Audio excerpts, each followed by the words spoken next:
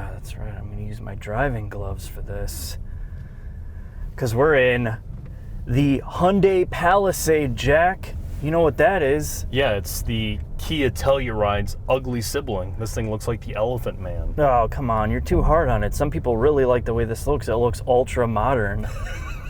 I don't even care about exteriors anymore. If you're going to buy an SUV anyway, like, is there one that just, the raw motion just makes you tingle all over? I haven't found one yet. The Nissan Murano convertible, Mark. That's what gets me going. Okay. Aside from that, you're right. All right, we're setting off, and we're going to do a little bit of a drive. This is going to be slightly different. We've driven the hell out of the Telluride. I've already done 2 videos on it, and let's talk about that for a second, Jack. The Telluride and the Palisade are identical. They share their shared architecture or platform on the Kia Sorento and the Kia Sedona, which is the minivan SUV, and this is just kind of like an enlarged version of it. Yeah, it's the breadbox model, essentially. It's for someone who's too ashamed of owning a minivan. I think exterior proportions of these vehicles are very similar. The Telluride has a more butch, off-roady vehicle appearance than this has, and this is more of a modern SUV mall crawler vehicle. Is that a fair statement? Yes, and it has an on-demand all-wheel drive system that is definitely front-wheel drive biased. When you get on it, you definitely notice that it is just like driving a front-wheel drive SUV. There's nothing particularly in performance, or there's, the steering, everything is on the softer side. Now, one of the better things is you get a 3.8 liter V6, which is super smooth. There's no turbo, so you don't have the complication, the heat to deal with it, but it definitely is, you can tell it's lugging around a lot of weight. It's also on the thirstier side. On the highway, you can get low 20s, but around town, you're going to get like 16, 17 miles per gallon, which is something to note. Yeah, definitely. But that's enough with the mechanical and the looks of it. The big selling point of the Palisade, Jack, is this interior space. And granted, we are in whatever trim level this is, the ultra exotic, best segment buster premium. I don't know what it is. This is segment disruptor, Mark. Yeah, segment disruptor. This is the most premium trim level that you can get.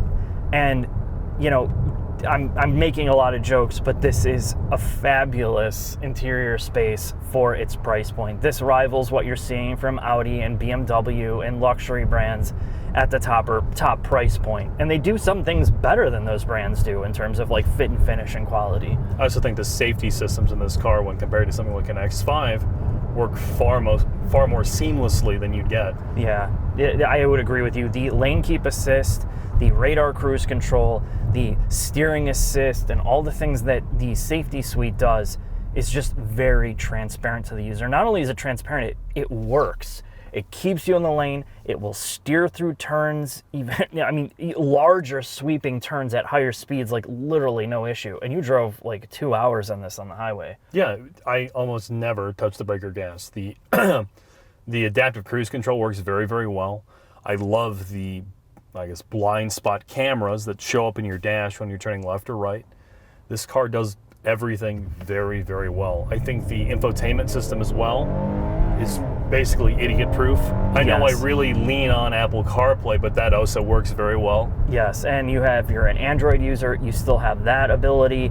I mean, basically everything works in the infotainment. It is completely reliant on touch. That's my only issue with it is, when I'm driving, it is quite a bit for me to sit here, especially if you're a taller person, you're farther in the seat. There's a lot of fiddling you have to do with the screen, and that's the biggest drawback of this. But most people are just going to set it and not mess with it. They've added things like the intercom system so you can talk to your kids in the back or whatever you're toting around. Like I put my geese in the back and I have to yell at them because they're biting each other. It has a voice note recorder. I mean, the audio system is really strong in here, and as long as you're setting it volume about halfway, everything flat, EQ, turning off the surround mode and the bass boost option, the sound is pretty good in here for a Harman setup, and I think I've enjoyed it. It is a little bass heavy, so you have to watch that. As soon as you ramp up the bass, it just gets like overbearing. But from pretty much everything we tested, this is a little bit better than average, so you'll enjoy that part. And all the audio controls, just like in the Telluride, are physical, which is, Yes. Nice. All your center stack is great. The way your volume tuning knob and all your media buttons are great. You have a favorite button which you can set pretty much however you want. Hold it down. I use it to turn off the display one touch. And then all your physical HVAC controls down here are stupid simple. You don't need the infotainment to see your temperature, any of that, which I love. They did change some stuff from the Telluride. This went to the push button switch gear instead of having a traditional shifter, and it frees up a lot more space in the center console. You have this bigger depth to it, but they've also made it much more weird with the way that it's sloped. It's not the best use of space. Again, this is something when you look at both back to back, you're gonna kind of like, it's who you are and what you value. But they all, both the Telluride and this, do the same things exactly. They do things excellent in terms of interior space. Touch points are good, padding is good, the trim is good, the plastics look good, everything's bolted together. The headliner has this suede feel to it, and then the back seats are the biggest selling feature. You have a third row that you can get in easily with the captain's chairs in the second row. You can adjust them, you can recline them, you can get in the second row. Literally, you can load this thing up to the max and still have an enjoyable driving experience. And add to the fact that this is on the softer side. It has zero sporty pretensions. It is all about comfort. It's not pretending to be anything it's not. No, it's not. And you may see some of the marketing, just ignore that, get in here and just experience how well they emulate luxury. And not only emulate it, they create it at an affordable price point. This is definitely by far the best 3-row, this and the Telluride, for an affordable price range that I could possibly recommend. Now, there are a couple things to bring up. This does have the captain chairs in the back, which make it very easy to get into the third row. This is a usable 3-row SUV. I'm 6 foot tall, and I fit back there with no issues. The Telluride gets manual control of the rear seats. This is now electronic. Essentially, the Palisade is a higher trim level of the Telluride. That's the way I look at it, at least. Yeah. I do think the Sedona and the other minivan that's in this on the same platform is more usable in that regards, and you miss out on the sliding doors. Yeah, you miss out on, you don't get the sliding doors of a minivan, and I think this is basically a minivan without the sliding doors. Now, the trunk capacity or the cargo capacity in the back with the third row up is bigger than any other third row in the class. So, it's misleading when you look at it. You're like, oh, it's not a ton of space, but at the same time, it is the most that you can get. So, again, if you're looking for a cruiser, a 3-row SUV that is all about comfort, this and the Telluride are your best choice. I would highly, highly recommend you put this on your first to look at for that. At face value, though, there are some problems with this SUV. Yes, you get the best warranty. Both the Hyundai and the Kia come with a 6-year 60, bumper to bumper, and a 10-year 100,000, which is only good for the first owner unless you buy it certified. Right. But the dealer networks have always been a huge weak point for these brands, as well as the resale value of these cars. They depreciate like an X5 or an ML. They depreciate like a luxury car. Whereas if you buy a Toyota product, a competitor, or a Honda Pilot, which I think is probably the best rival in this segment, I think the cost of ownership over a 5-6 year period will be less. Yeah, there's truth to that, and I always say this, and we talk about it more and more now, is definitely with new cars and how technology is being injected into them. You almost always want to lease something that is loaded full of, you have cameras for both side view mirrors that you can see in an all electronic gauge cluster. Your displays are getting bigger and bigger. There's more and more sensors. There's more electronics in it. Your on-demand all-wheel drive system is dependent on all of these different electronic systems that, when they go wrong, if they go wrong, is going to be super expensive to fix. So if you buy it new and you have a long warranty, fine.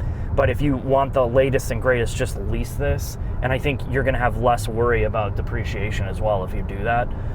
So that is a factor between going from Toyota, Honda, and this, if you're looking to finance versus just lease. And the dealer network itself. And the dealer network is a huge concern. And Hyundai and Kia have both told me that is their biggest thorn in their sides from a business perspective, from customers. Their dealer networks need work. Yeah, we had a friend and viewer of this channel, Mike, went to go buy a Veloster N, and all the dealers, I think he went to 3 or 4 of them, just dicked him around. They dicked him around to a level where he just walked away. Like, he literally is not going to buy, like, he didn't even want to buy a car after that because they told him to come in, they dicked him around, like, oh, now you can't drive it, you have to buy it. All the games, and I've gone through this too. When I went to buy my original Veloster, I did Hyundai shopping. The dealer network literally almost turned me away from the brand forever. That's how bad it was. And I think, you know, I hear these stories a lot, and since I'm hearing it directly from Hyundai and Kia,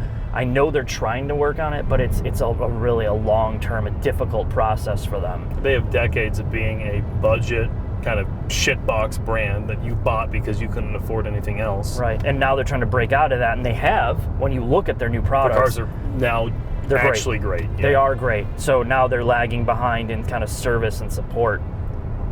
So I guess with all of that being said, Mark, let's go to the final thoughts. Yep, let's do that. Final thoughts on the Hyundai Palisade. If you want more details, check out our Kia Telluride video. And I know that's weird to say, but I'll get into it in a minute. The Palisade is great on pretty much every level. It's got a good interior, it's ultra quiet, refined, it's got a decent sound system. The electronics work, they're well integrated and they're not just there as gimmicks. You have heated and cooled seats in the back. It's easy to get in and out of it. And you know what? You're going to really enjoy driving this. It's just the most comfortable experience in the three-row segment. But that's also the thing. People are like, well, how the hell is Kia able to make these luxury type SUVs and cars for like 40 grand? And here's the thing. You get into a BMW or an Audi, specifically like an X5, and you drive that. It's got a 50-50 weight distribution, 50-50 cross balance. And it's a rear-wheel drive architecture with a great transmission. And when you drive these back-to-back, it's night and day. Like, this will not perform like a BMW if you like driving. So Kia and Hyundai take the money, they inject it on the interior space, the technology, and the exterior to give you the feeling of those premium brands, but it just does not drive like that. That's the major difference. But other than that, you can literally not tell most of this. Now, the biggest negative here is the dealer experience. We brought it up. Every time I recommend a Hyundai or Kia, somebody emails me and says, I went there, I went to buy it, and I got treated like a dumpster diver. And it's a problem for them to deal with. And maybe instead of making clone vehicles like the Telluride and the Palisade, they're almost identical, take the money on development and try to improve your dealer networks, improve the customer experience, elevate the brand that way. I hope they start doing that, and I hope you enjoyed this video. See you next time. Savage geese. What a waste of skin. Man, we gotta get rid of this guy. I'm gonna show you how, but first, let's tune this Subaru. I think 60 PSI should be good. Yeah, let's go!